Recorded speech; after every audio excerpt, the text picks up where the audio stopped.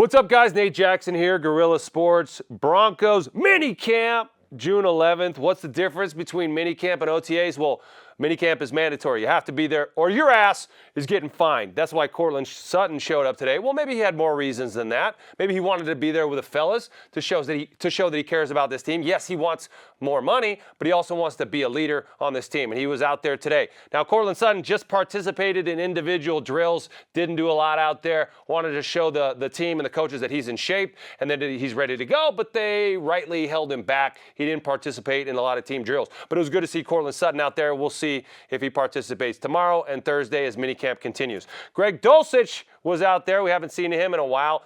Perpetually injured. He's had bad hamstrings for his last couple years. Has a lot of talent. He's a tight end, can cut down the middle of the field. And Sean Payton likes a tight end who can streak down the middle of the field. He likes Greg Dulcich. When he's been healthy, he's praised him. He hasn't been healthy.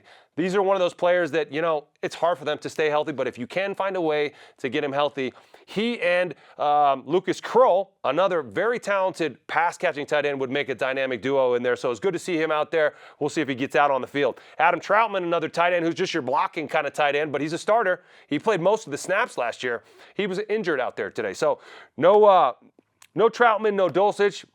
Gave the younger tight ends an opportunity to play out there. Not a lot out of those guys today. Not a lot out of anybody really catching the ball except Tim Patrick. Tim Patrick had a pretty decent day. Good to see Timmy Pats out there catching the rock. Another guy who's been injured 2 straight years.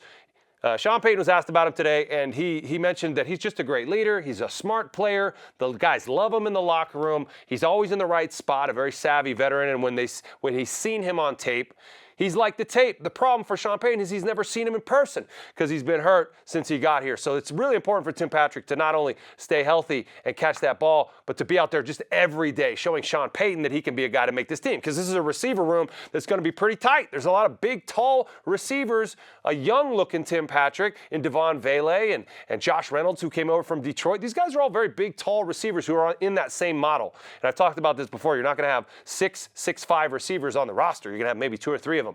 Who are going to be those two or three? Time will tell. Have you ever been to a Broncos practice? Have you ever been to a Broncos practice on weed? Randy Gregory has. In fact, Randy Gregory, former Broncos edge player, has sued the NFL for the fines that were imposed against him for testing positive for THC while being a member of the Broncos. He's claiming he needs a therapeutic use exemption. A doctor's note is what he had to allow him to take THC every day and come to work. And his argument is that since he was able to perform his job duties and still use the THC, then he shouldn't be fined. What about you? What do you think about that? Would your boss mind if you were high every day at work, if you were doing your job? Should you be able to get a THC use exemption at your work? What do you think the NFL is going to do to answer that? I don't think they're going to go for that personally. Randy Gregory might have a point, but it still is a federally illegal drug. Sean Payton was asked about that story today, and he said, look, I have no knowledge of that. I didn't know anything about Randy Gregory's therapeutic use for THC. And so he shirked that question or dodged it appropriately and was asked mostly about quarterbacks today. And look, when I see these quarterbacks out there, what I see is just a bunch of guys doing what they're told from the coaches and trying not to make mistakes. Not a lot of plays going down the field, just a lot of checkdowns, check down Charlies, flat route, short cross, the last read in the sequence. No one's pressing the ball down the field. I hate that because I like the ball to be pressed down the field. I like quarterbacks to be aggressive. I like receivers to push it, tight ends to push it. But at the same time, these quarterbacks are doing what they're taught. But I promise you, they're puckered like this, not wanting to make a mistake. So how is that going to be reflected on game day when you actually do need to press the ball down the field? It's hard to evaluate these quarterbacks right now. Everyone's saying Stiddy's looking good. Yeah, Stiddy's looking good because he's making the right checkdowns. He's not taking any chances. They're not really pushing the ball down the field, though. So I wonder what Sean Payton thinks about that. How do you evaluate guys? Do you want a guy who's aggressive? Because I'll tell you this. If everything you do is underneath, then you don't force the defense to soften up. If you press the ball down the field and get aggressive, even at practice, it forces the defense to backpedal. Then the balls underneath are even more open. Then a guy catches it and has more yak opportunities.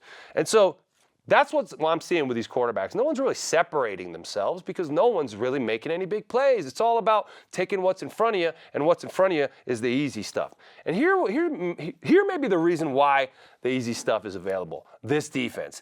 Alex Singleton spoke after practice and talked about how this defense is feeling good about themselves. There's continuity in the defense. They got the same coach back. They got a lot of the same players, and they've added some pieces on the D-line that are going to be formidable for this defense. So maybe, just maybe, nothing's open downfield because this defense is really good. He was asked about this defense and about last year, their struggles. He said, yes, we don't want to suck. And that might be why these coaches aren't seeing great big plays from the quarterbacks, because the defense doesn't suck.